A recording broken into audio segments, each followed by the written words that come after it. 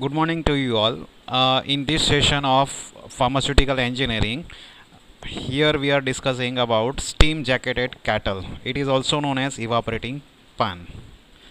Before going to learn about this steam jacketed kettle as a part of evaporation equipment, it is under the class of natural circulation evaporator. Now, what is the meaning of natural circulation? In heat transfer, convection type of heat transfer is there. In convection type of heat transfer, when heat flow is achieved by actual mixing of hot portion of liquid with the cool portion of the same liquid. Okay, so hot water, when we mix in cool portion of the water, so what happened, the process of heat transfer is known as convection type of heat transfer. So here we are not going to circulate anything, means mixing of fluid may be achieved by currents setup. Okay, so with the help of hot portion of the water, whatever the heat is transferred when we mix in the cold water. Okay, so when body of fluid is heated, that type of process is known as natural convection type of heat transfer. So that natural convection type of heat transfer is going to takes place in evaporation. Okay, so that evaporator is known as evaporating pan, or simply it is known as the steam jacketed kettle. Okay, so first we are discussing about natural circulation evaporator. What is the working principle in these types of evaporators? The movement of liquid results from the convection type of heat transfer current set up by the heating process.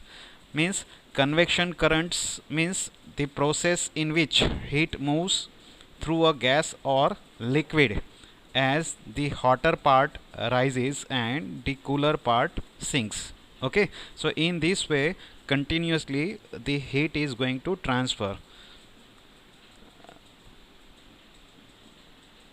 In natural circulation, in case of natural circulation evaporators, it is caused by the thermal difference between the heating medium and the liquid. This thermal change is normally known as thermosiphon action. So this thermosiphon action is essential in natural circulation evaporators. Sufficient heat must be available to provide the necessary thermal difference, that is temperature difference, to cause circulation. So here external agitation or mixing devices are not essential. Okay, so that's why it is known as natural circulation. Example, on a manufacturing scale, liquid extracts containing water are evaporated in an open pan is normally known as evaporating pan. So in evaporating pan, whatever the evaporation process we are going to carry out, that is due to this natural circulation of heat transfer, that is convection type of heat transfer. So now we are going to learn about steam jacketed kettle. It is also known as evaporating pan. What is the principle? It comes under the classification of natural circulation evaporator. The liquid moves due to the difference in the density. Heat is transferred via steam. So here heating media is the steam. So heat is transferred via steam by the conduction and convection mechanism simultaneously to the material placed for evaporation in the evaporating pan. So this evaporating pan is the one of the essential equipment which is made up of by metal. So that's why the solid surface is there. When we apply heat, so heat is transferred by conduction initially, then that is going to transfer into the liquid or any mass we have taken in the evaporating pan. But here steam as utilized as a heating source. Okay, so that's why heat transfer in these types of steam jacketed kettle takes place simultaneously via conduction and convection mechanisms. Steam is supplied to a jacketed kettle that is known as evaporating pan, in which aqueous extract is placed. So aqueous extract here, it is known as the feed material. Okay, that feed material required to be evaporation. Okay, so steam is applied to a jacketed kettle in which the feed, that is aqueous extract, is placed and steam gives out heat to the kettle. The temperature increases or rises and the escaping tendency of the solvent molecules into vapor also increases. When we insert stirring, so stirring increases the vaporization of solvent molecules, so the rate of evaporation becomes faster and the deposition of scale, that is a film deposition at the bottom of the evaporating pan, we can minimized. So that's why mechanical stirring is required sometimes. So this is the working principle of steam jacketed kettle. Now what is the construction of evaporating pan? So as shown in this figure 1, it consists of a hemispherical pan surrounded by a steam jacket. So here two types of hemispherical pan. The hemispherical shape provides a large surface area for evaporation unit operation. In construction, it consists of two hemispherical pans. One pan is known as kettle and that is the inner pan, and it is also sometimes called as liner. So kettle and liner, that is inner pan. Okay, and it is also having the hemispherical shape, and it is normally made up of copper, stainless steel, aluminum or enameled iron. Sometimes tinned copper is also utilized. That thing we will discuss later on. And the second pan is there, it is known as jacket, or it is the outer pan, and it is also having the hemispherical shape, and in which this outer jacket, in which the kettle is enveloped. Okay, the two pans are joined to enclose a space through which steam is passed. Okay, so the joints are there, the joints are having the provisions of entry of heating media. So here heating media is known as steam. So steam is utilized here as a heating media from the provision of inlet, and it will be collected from the one outlet, that is the outlet of the steam. That steam is going to condense, and sometimes the third provision is also that is condensate outlet. The hemispherical shape is most suitable. Why? As it afford the best surface to volume ratio for heating. So that's why to get best surface to volume ratio for heating or evaporation operation, hemispherical shape is the suitable shape, because on top it is in open condition and at bottom there is the provision of collection of the product outlet, and the steam is continuously supply the heat. The pan may be fixed or made to tilt to remove the product, because it depends on the capacity of the feed.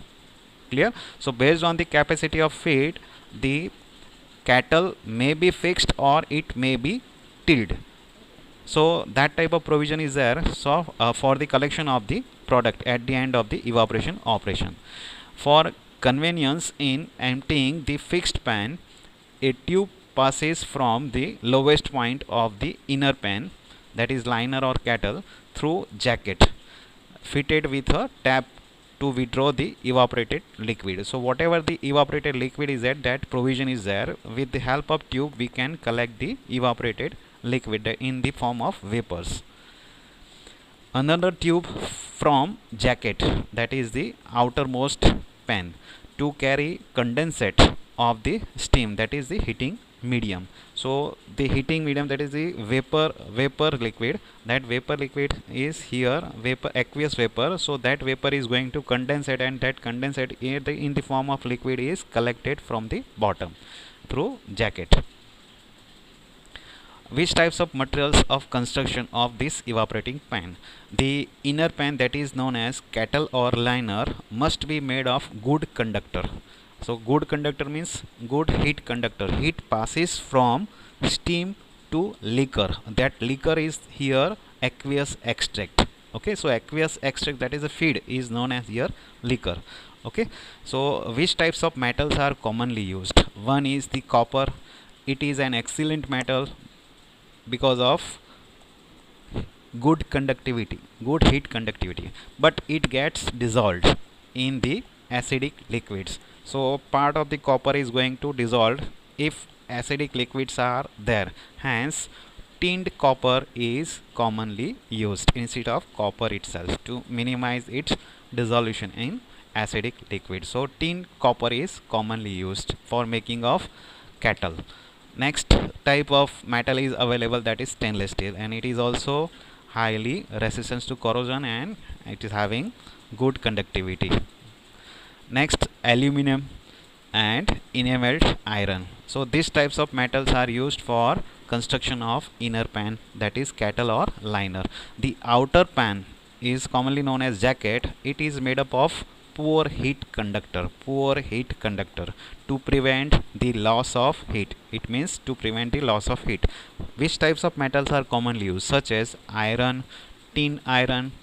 Tin iron here commonly used to prevent rusting of jacket, and next one is enameled iron. It has minimum conductivity, so that's why these types of jacket is used to minimize the loss of heat, because heat we want to provide to the kettle, that kettle containing the feed required for evaporation. So that's why at the bottom of the jacket, so that jacket, the bottom end of the jacket is made up of these types of metals to minimize the loss of heat. Which types of media we need for this evaporator? Commonly, that is steam under pressure, silicon fluids, alkyl borates, and triose phosphates. So these are the few examples of media for heat supply. Commonly the best source of heat is steam. So steam is commonly used as a heat supply. At the top of the jacket, inlet for steam is provided, or at periphery there will be a provision of the steam inlet. The jacket has two outlets. One is for uncondensed gases. So uncondensed gases we have to collect from one outlet. Okay, so opposite side, it will be at the opposite side of the steam inlet, and another is to remove the condensate. So actual condensate, that is the liquid, from vapor to liquid, whatever the steam is going to condense, that condensate, it is known as condensate, that is collected at the bottom of the jacket. So that jacket is having two types of outlets. The kettle is provided with one outlet for the product discharge at its bottom. So product is going to be discharged from the kettle, so there is one outlet. Now we are discussing about working of steam jacketed kettle. The solution or suspension, commonly known as aqueous extract or liquors, to be evaporated as a feed, is poured into the kettle. Steam is now supplied through the steam inlet, that is the provision of the jacket. The steam as a heating source increases the temperature of the feed content in the kettle. The condensed steam is removed from the outlet at the bottom of the jacket. Continuous stirring is essential to minimize scale formation at the bottom of the kettle.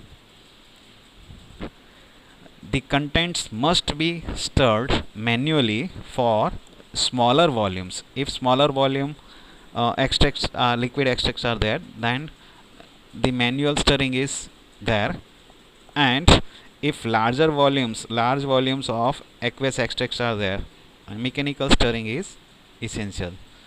The rate of evaporation is fast at initial stages and decreases gradually as the liquid gets concentrated. Okay, so the rate of evaporation at initial stages is at faster rate, and decreases gradually as the liquid gets concentrated, because most of the liquid which are present in the feed, that feed continuously removes the liquid due to this evaporation because of heat source from the steam. Okay, so part of the liquid which are present in the aqueous extract is now converted into vapor state, so that is known as the evaporation. So that is natural evaporation.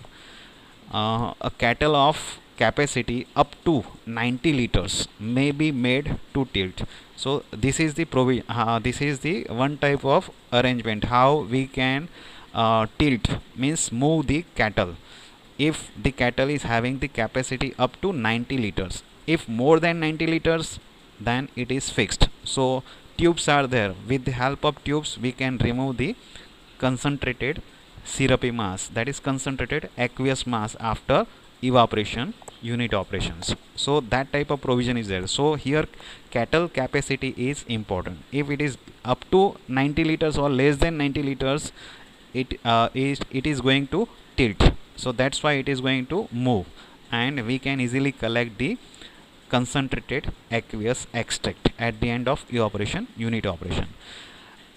Any room where evaporation is carried out by this type of evaporator must have good ventilation. Okay, so the provision is there in which type of space this types of evaporator is carried out with the help of this steam jacketed kettle. Good ventilation must be there in order to remove the vapor during the evaporation process. Otherwise the room or space is quickly filled with the dense fog of condensed vapor. Okay, so dense fog of condensed vapor is going to quickly filled, and water falls from the roof of that kettle and down the walls. Okay, so it minimizes the rate of evaporation. So hence the good ventilation is essential when we operate these types of evaporator for making of concentrated extract. Sometimes fans are also fitted over the pan. Okay, fans are also fitted over the pan, not only to remove the vapor and prevent the condensation in the room, but also accelerate the rate of evaporation. By quickly removing the saturated air from the surface of the liquid. Okay, so that type of provision is there. So fans are fitted over the pan during the evaporation. What happen, they are responsible to remove not only the vapor and prevention of the condensation in the room, but they also accelerate the rate of evaporation by quickly removing the saturated air continuously from the surface of the liquid extract. Now what are the advantages of steam jacketed kettle? So in this way continuously evaporation is going to carried out with, using aqueous extract. Remember, the flammable liquids are not going to handle in this steam jacketed kettle, that is the open pan. The advantages are there. First advantage, it is constructed both for small and large scale batch evaporation operation.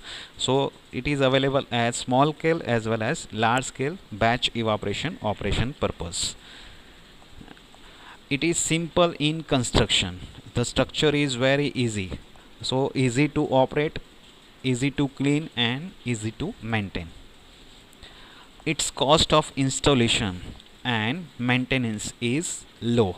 Okay, so it is easy to install, the space required is also low, and its maintenance cost is also low.